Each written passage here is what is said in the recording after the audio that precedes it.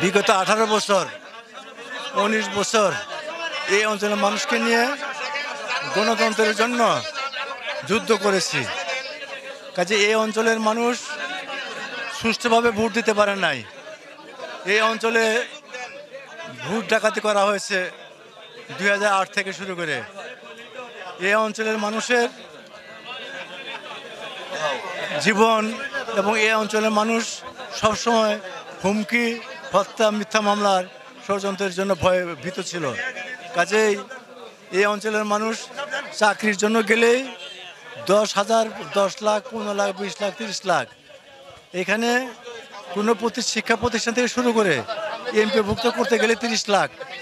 আমরা করেছি বিগত সময় 1 টাকাও লাগে নাই। কাজে এই অঞ্চলের আওয়ামী বাকশালীদের, শেখ হাসিনার অনুগত বাহিনী যারা ছিল তারা জনগণকে কুক্ষিগত করে খেয়েছে। তারা তাদের লেলিয়ে দেওয়া বাহিনী প্রত্যেকটা গ্রামে গ্রামে মানুষ জনগণকে বিভিন্নভাবে হয়রানি করেছে। তো কাজেই আমরা জনগণের বন্ধু। বিগত সময়ে সাবেক এমপি হিসাবে এই এলাকার মানুষ আমাকে খুব ভালোভাবে চেনে, জানে যে আমার কাছে টাকা পয়সার কোনো মূল্য নাই। আমার কাছে মূল্যায়ন হলো জনগণের ভবিষ্যৎ, জনগণের সুন্দর অবস্থান সৃষ্টি করা। কাজেই আমরা আসছি, জনগণ আমাদের চিনে জানে। বিগত সময়ে এই অঞ্চলে এই বটতলাতে কোনো প্রকার মিটিং করতে পারি নাই। তাই আমি মনে করি গণতন্ত্র মুক্ত হয়ে গেছে ইনশাল্লাহ।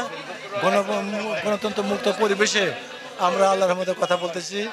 এই অঞ্চলে থাকবে না আর কোনো হানাহানি, থাকবে না আর কোনো মিথ্যা মামলা, এই অঞ্চলের থাকবে না কোনো ডাকাতি, কোনো এখানে চাঁদাবাজি, কিচ্ছু থাকবে না।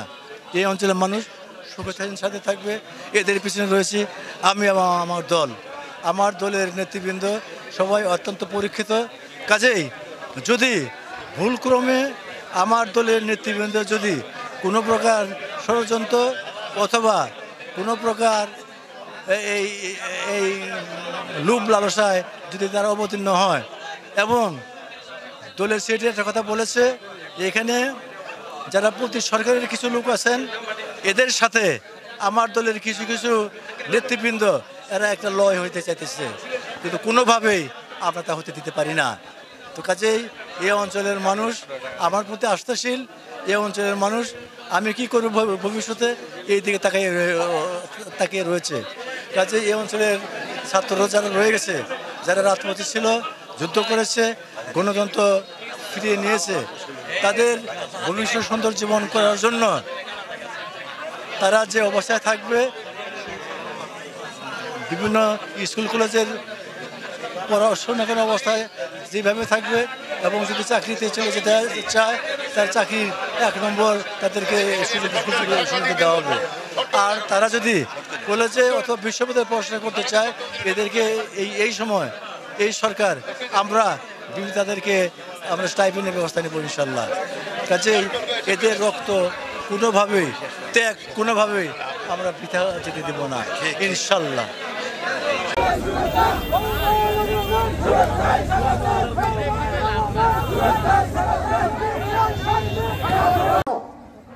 শেখ হাসিনাকে পতন করার জন্য বিএনপি সহ অন্যান্য রাজনৈতিক দল রাজপথের আন্দোলন সংগ্রাম করে আসছিল। আমাদের অনেক নেতাকর্মী জেল খেটেছে, নির্যাতন নিপীড়ন সবকিছু সহ্য করে আজকে 18 বছর 17 বছর পরে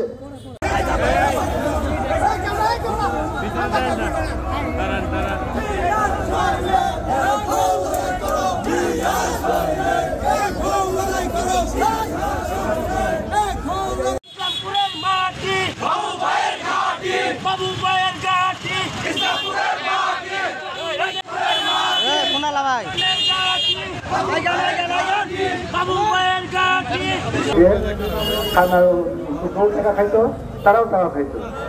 তাই